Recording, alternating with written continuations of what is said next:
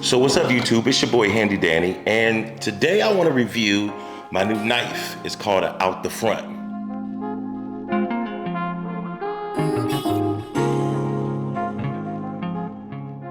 So I got this knife, I picked this knife up. There was a guy that I used to work with, he was GC, his name was Matt, and he had this Out the Front knife, and I was like, oh my God, that's cool. If you take a look at it there, you can see that it has a safety on it right there, and here's the button where you extract it, and then right over here on the back side is where you actually hit that button to release the blade to bring it back down. And then on the very back here, you can see that it says, caution, blade ejects this way. So that way you don't get confused on like which way the blade is going to come out the knife and you end up stabbing yourself. And it has a glass break on the end there, but I've already released the safety, and as you can see, if I hit the button there, it just kind of pops up. And what I've noticed about this knife is that that one was a really good clean, pop out there, out the front. What I noticed about this knife is sometimes my thumb gets caught right here. I have big thumbs.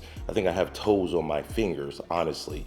But this little guy right here gets in the way. So when I hit this button right here to bring it back, you can see where this button right here kind of gets in the way. And I'm gonna try to do it this way for you so you can see if I can figure it out. As I push that there, and that slides all the way up there, and it kind of gets in the way. So when you want to have that Michael Jackson beaded type of interaction with your knife, right? You gotta be smooth with it, and it gotta be jumping out the blade, jumping out the knife real quick and easy. This knife right here is actually made by M&P. When I purchased it, let me try to put it in focus there, M&P, there it is right there. When I purchased it, it was in one of those plastic containers, and I was so excited that I had finally got it out the front that I just ripped it open and I threw the packaging away, and that's all it was to it. M&P, you can see right there, is the maker of the knife there, but I didn't get the chance to really play with it before I actually purchased it. And with it being my first one, it was like 60 bucks or so. I would try to find it and link it below. You guys can get it below. This is the first of many I can see. One side of the blade here has the cutting is actually a blade, and the other side over here is dull. And the one that the guy Matt had that I really liked with CK, shout out to Matt if you're watching this video, he had a blade on both sides, and he was able to also hit this button right here and bring it back into the casing versus kind of pulling this little safety switch over here and then pulling this piece back down to get it to go back inside. But I've been carrying it. I don't really want to use it because I don't want to make it dull or anything of that nature. I did see Milwaukee came out with a knife sharpener, which I will be getting here real soon.